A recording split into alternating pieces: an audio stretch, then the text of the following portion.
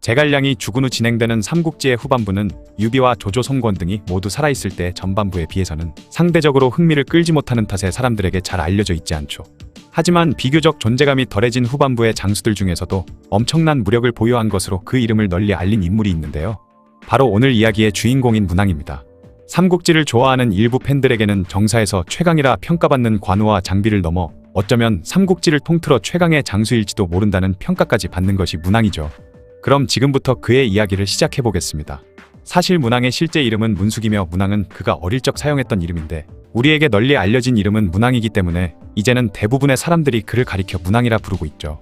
문왕에 대한 이야기를 하려면 먼저 그의 아버지인 문음에 대해서 알아볼 필요가 있습니다. 문왕의 할아버지인 문직이 조조의 부하로 들어가면서 문왕 가문의 사람들은 그때부터 조씨를 위해 일하게 되었는데요. 문왕의 아버지인 문음은 같은 고향 출신인 조상과 친분이 있었는데 조예가 죽은 후 조상이 위나라의 정권을 잡게 되면서 문음도 덩달아 출세의 길을 걷게 됩니다. 그러던 253년 문음은 위나라의 명장이자 우리에게는 고구려를 침공해 수도인 국내성을 함락시킨 인물로 알려져 있는 관구검과 함께 합비로 쳐들어온 오의 제갈각을 물리치는 공을 세웠는데 이때 문음과 관구검은 많은 친분을 쌓게 되죠. 하지만 그런 전공을 세웠음에도 자신이 모시던 조상이 249년 사마이와의 권력 싸움에서 패해 죽은 후로 늘 불안을 느끼고 있던 문음은 자신이 조상의 라인이었던 탓에 사마씨에게 숙청당할지도 모른다는 위협을 느끼자 관구검과 함께 수춘해서 위나라의 반기를 들게 됩니다. 위나라를 어지럽히는 사마 가문을 몰아내고 위나라를 부흥시킨다는 명분을 내세우자 생각보다 많은 사람들이 그들에게 동참하면서 무려 8만 명이나 되는 병사들이 모였죠.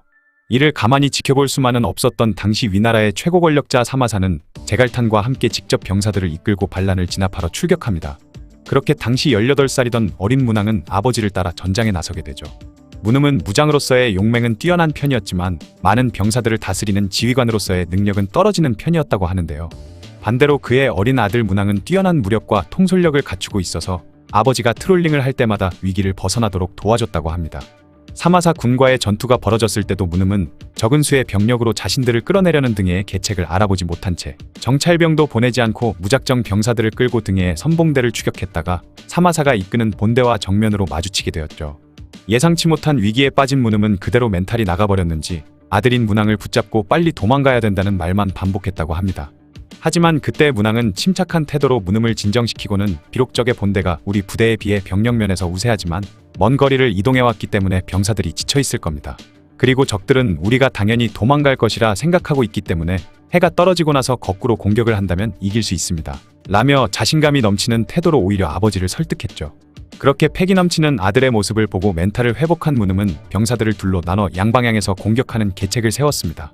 먼저 문왕의 무시무시한 무력을 앞세워 적진 깊숙이 돌파에 들어가 상대의 본진을 혼란에 빠뜨리고 그 틈에 문음군이 다시 공격을 하는 것이었죠.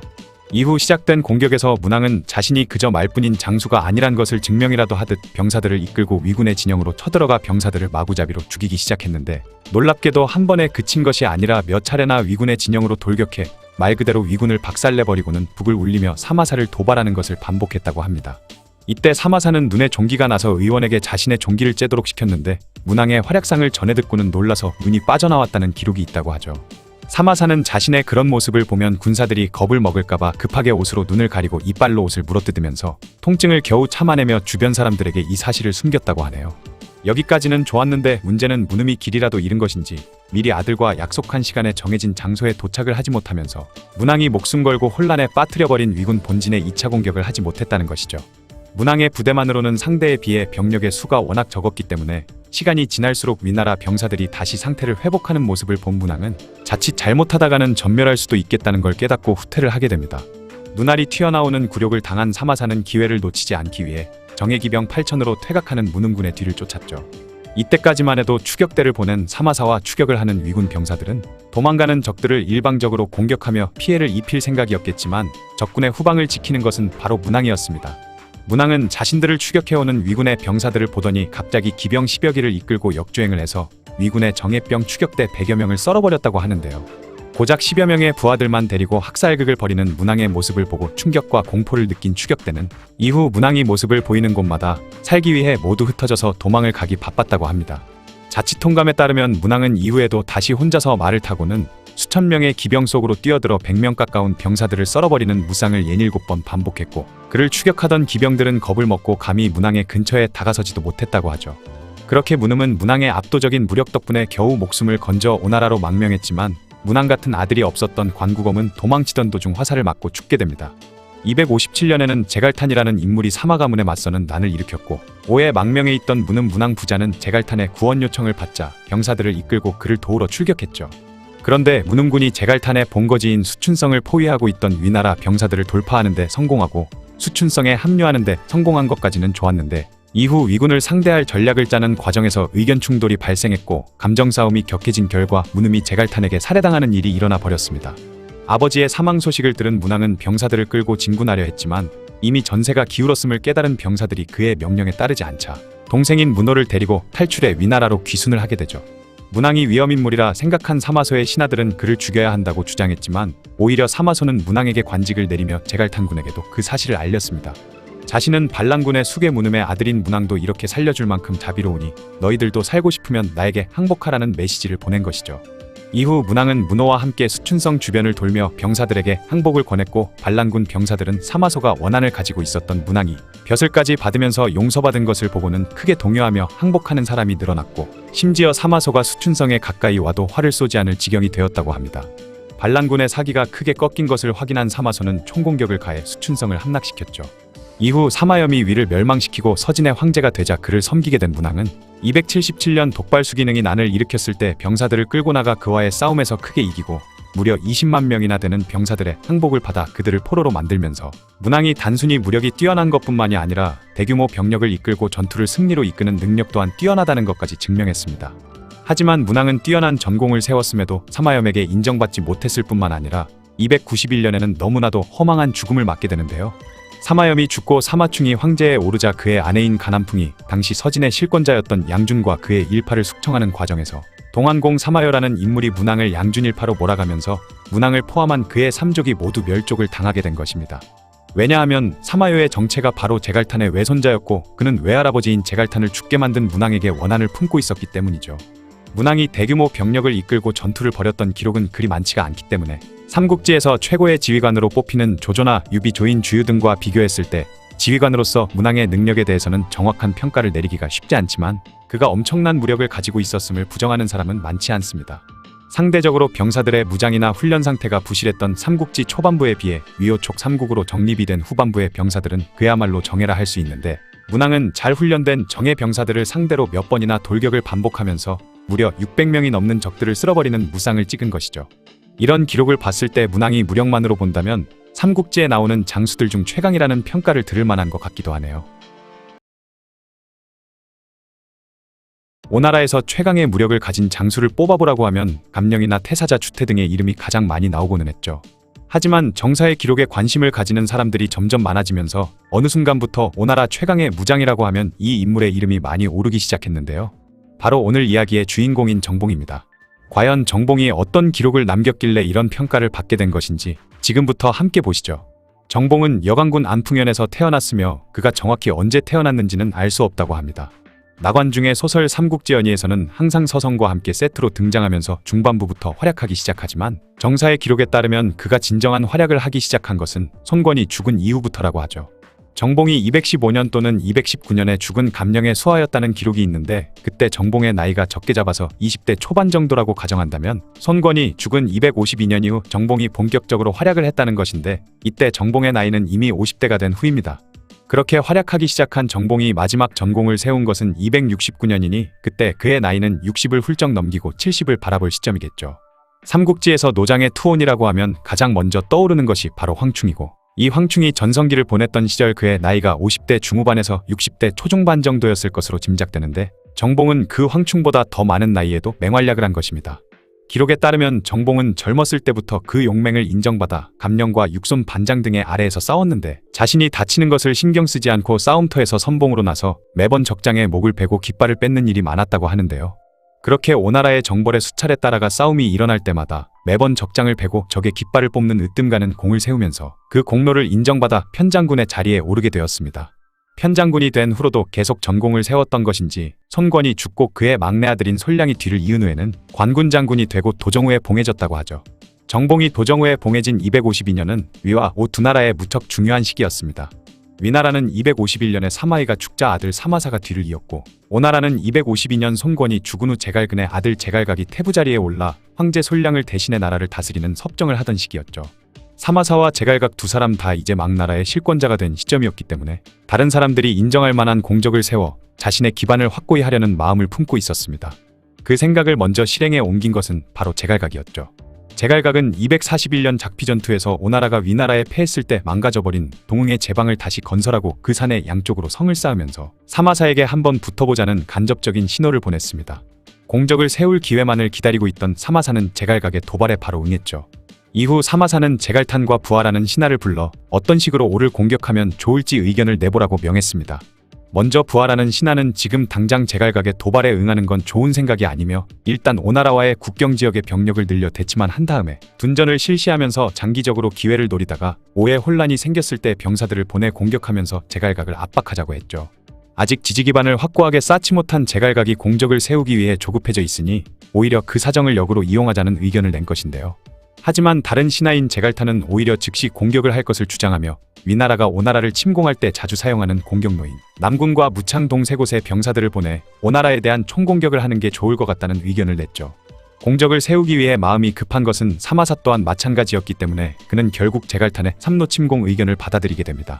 하지만 오나라 역시 지난 전투들에서 위나라가 이 세 군데의 길을 이용해 침공해온다는 것을 경험한 탓에 이를 충분히 대비하고 있었기 때문에 남군과 무창에서 마주친 위와 오의 병사들은 서로를 노려보며 대치만 할 뿐 별다른 전투가 벌어지지 않으면서 결국 동흥에서의 전투가 두 나라의 승부를 가르는 상황이 되었죠. 사마사가 제갈탄과 호준에게 7만 병력을 주어 동흥을 공격하게 하자 제갈각도 위를 상대하기 위해 직접 나섰는데 이때 정봉 또한 같이 출격했습니다. 다른 장수들은 별다른 계책 하나 내놓지 못한 채 위나라군이 제갈각이 왔다는 소식을 들으면 놀라서 달아나기 바쁠 것이라며 그저 제갈각을 향해 아부를 늘어놓기 바빴지만 오직 정봉만은 지금 아군이 행군하는 속도가 느리니 이대로 적이 좋은 지형을 차지하게 되면 이기기가 어렵다고 말하고는 자신을 믿고 출격을 명하면 승리를 가져다 주겠다며 자신감을 보였죠. 이후 정봉은 자신이 거느린 3,000명의 병사들에게 무거운 갑옷을 벗게 한 후 가벼운 무기만을 지니게 하고는 빠르게 진격을 시작했는데요. 위군의 선봉대는 갑옷을 벗고 뛰어드는 정봉의 군대를 보고는 그들을 비웃으며 별다른 대비를 하지 않다가 정봉의 강력한 기습에 박살이 나버렸고 정봉은 끝내 선봉대의 대장인 한종의 목을 베는 공을 세우게 됩니다. 이후 오의 다른 장수들까지 도착하면서 제갈탄의 위군은 완전히 무너졌고 이때의 공으로 정봉은 멸구장군으로 승진한 데다 도정양후의 자기까지 받게 되죠. 기록에 따르면 257년 위나라의 문음이 오나라로 항복해왔을 때도 정봉은 문음의 뒤를 쫓아온 위나라의 추격군과 전투를 벌였는데 이때 정봉이 말을 타고 위군의 진영에 돌격해서 수백의 머리를 베고 그들의 깃발을 빼앗은 공로로 안풍 후에 봉해졌다고 합니다. 제갈각은 사마사에게 이긴 후 합비신성을 함락시키기 위해 무리하게 20만의 병사를 징병해 위를 공격했지만 결국 패배했고 무리한 징병과 폭정으로 백성들과 관리들의 비난을 산 끝에 결국 손준에게 죽임을 당하게 되죠. 손준이 죽은 후에는 사촌동생인 손침이 오나라의 최고 권력자가 되었는데 손침은 오나라의 2대 황제 솔량을 자신의 손으로 패하고 손유를 황제로 세우는가 하면 수많은 대신들을 제멋대로 참수하는 등 그 권세가 황제 손유를 능가했습니다. 하지만 손유는 이전 황제인 솔량처럼 허수아비가 될 마음이 없었기 때문에 은밀히 정봉을 불러들여서는 손침을 없애는데 도움을 달라 요청했고 정봉은 사냥을 핑계로 손침을 불러들인 후 처리해버리자는 계책을 냈죠. 그렇게 정봉의 계책이 적중하면서 결국 손침을 제거하는 데 성공했고 정봉은 그 공로로 대장군에 봉해지게 됩니다. 정사의 기록에 따르면 정봉은 그 용맹함이 장료나 여포와 같았다고 하며 오나라가 멸망한 이유에 대해 분석한 변망론이라는 책에서도 그에 대해 기록하길 정봉은 말을 타고 무기를 든 채 적의 진중으로 돌격해서 수백 명의 머리를 베고 적의 깃발을 빼앗기를 밥 먹듯이 했다라는 기록이 있다고 하죠. 그 당시 부대의 깃발인 군기는 그 부대의 상징으로 병사들이 가장 중요하게 여겼던 물건인데 그걸 혼자 돌격해서 빼앗아 왔다는 건 정봉의 무력이 어느 정도인지 보여주는 장면입니다.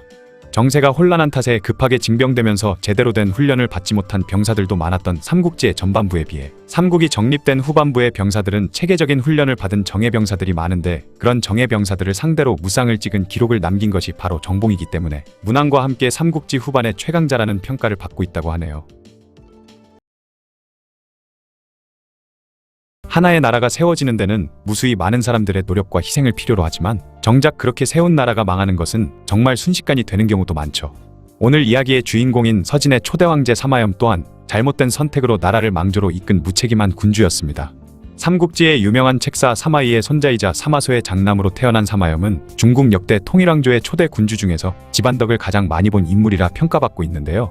이미 할아버지인 사마이가 정변을 일으켜 사마씨 일가가 위나라의 최고 실세가 되었고, 백부인 사마사와 아버지 사마소는 조씨 황제들을 마음대로 바꾸거나 죽이면서 진공진왕의 자리에 오르기까지 할 정도의 권세를 누리던 상황이라, 사마소가 늙어 죽은 시점에서 30세의 진왕의 자리를 물려받은 사마염이 해야 할 일이라고는 조안을 내쫓고 자신이 황제에 오르는 것뿐이었습니다. 그야말로 역대 중국 통일왕조의 창업군주 중 가장 재임을 안 들이고 천하를 거저먹은 인물이라고 할 수 있죠. 사마염도 천하 통일을 하기 전이었던 즉위 초반에는 태일령이었던 정거라는 사람이 바친 꿩의 머리 가죽을 이어 만든 호화스러운 모자 또는 가죽옷인 치두구를 불태워버리고 다시는 이런 걸 바치지 말라는 엄명을 내렸을 정도로 청렴하고 유능한 이미지로 통할 때가 있었다고 합니다. 그게 정말 그의 본심에서 나왔던 행동인지, 아니면 당시 현명하고 덕이 있는 여성으로 이름 높았던 그의 어머니 문명왕후 왕원이의 눈치를 본 것인지는 알 수 없지만요. 태후였던 왕원이는 직접 배를 짜고 진수성찬을 멀리하며 몸소 검소한 모습을 보이고 있었다 하니, 아무리 황제라도 아들이 돼서 치두구 같은 사치품을 가까이 하기에는 눈치 보일만 했기 때문이죠. 하지만 진나라가 건국된 지 3년 만에 왕원이가 52세의 나이로 죽자 사마염은 엄마 눈치를 보지 않고 자기 마음대로 살기 시작합니다. 당시 서진의 인구가 1600만 명 정도로 짐작되는데, 그 중에서 무려 10,000명이나 되는 처녀를 잡아와서는 몽땅 후궁으로 만들고, 누구를 골라 잡아 함께 뜨밤을 보낼지가 애매하니 양이 끄는 수레에 타고 양들에게 니들 맘대로 가라 라고 한 뒤 양이 멈추는 곳을 골라 잡아 그곳에 후궁들과 밤을 보낸 일화가 유명하죠. 그래서 일부 후궁들은 자기 방 앞에 양이 좋아하는 소금물을 뿌리거나 잎사귀를 꽂아놔서 양들이 자기 방을 찾아오게 만들었다고 하네요. 즉위 초반 사람들이 보는 앞에서 태워버렸던 치두구도 나중에는 6벌이나 갖고 있을 정도로 사치를 부렸다고 합니다. 사마염의 사치와 관련된 일화가 몇 있는데, 그가 신하를 지방관에 임명할 때 후보 한 사람은 사치벽이 심한 당빈이라는 사람이고, 한 사람은 술을 좋아하는 양종이라는 사람이었는데, 이들을 두고 사마염은 사치가 심하면 좋지만 술병은 평생 못 고친다라며 사치벽이 심한 신하를 임명했다고 하죠. 중국사 최악의 사치와 낭비로 악명 높은 석순과 왕계가 전설의 돈지랄 대결을 벌인 것도 이 시기의 일이었지만, 사마염은 그들을 꾸짖기는커녕 허허 웃으면서 구경만 했다고 합니다. 사마염이 저지른 많은 실수 중에서 서진이 망하는데 가장 큰 기여를 한 것이 바로 자신의 후계자를 정하는데 너무 무책임한 태도를 보였다는 것인데요. 많은 후궁을 거느리고 있었던 만큼 아들 또한 많았던 사마염은 20을 갓 넘긴 젊은 나이에 이제 겨우 8살밖에 되지 않은 둘째 아들 사마충을 황태자로 임명했습니다. 하지만 사마충은 원래 능력이 떨어지는 데다 학문의 뜻이 없어 황제가 될 자질이 부족하다는 평가가 많았죠. 때문에 신하들은 계속해서 황제인 사마염에게 사마충이 다음 후계자가 되기에는 부족하다는 건의를 올렸고, 결국 사마염은 사마충의 자질을 시험해보는 자리를 만들었습니다. 사마염은 우선 태자의 거처인 동궁의 신하들에게 연애를 베풀어 그들을 태자와 떨어뜨려 놓은 뒤 태자 사마충에게는 주요 국정과제 중 하나를 편지로 보내 그가 문제를 스스로 풀어보라고 지시했죠. 이에 태자비였던 가남풍은 외부에서 사람을 불러 대리답안지를 작성하게 만들었는데, 황태자의 수행원이었던 장홍이 그 대리답안지를 보고는 답안지가 사마충의 수준과 맞지 않게 너무 뛰어난 것을 지적하며, 태자께선 학문이 깊지 않으십니다. 그런데 답안지에는 옛 사례를 인용해가며 작성한 부분이 많으니 황제께서 이것을 보시면 바로 눈치를 채실 것입니다 라고 조언했죠. 이에 가남풍은 장홍에게 지시를 내려서 사마충의 수준에 맞는 낮은 수준의 대리답안지를 만들었고, 사마염은 사마충의 대리답안지를 보고는 만족했다고 합니다. 주변 사람들의 인식으로 봤을 때 사마염은 자신의 아들이 똑똑하지 않다는 느낌은 받고 있었지만, 사마충이 어느 정도로 멍청한지는 제대로 알지 못했다고 하죠. 아버지로서도 한나라의 황제로서도 실격인 셈인데, 이런 사마염의 무책임한 태도 덕분에 사마충의 황태자 자리가 확정되면서 서진의 운명은 이미 결정된 것이나 다름없어져 버렸습니다. 사마염의 또 다른 실수는 바로 황태자비를 잘못 드린 것인데요.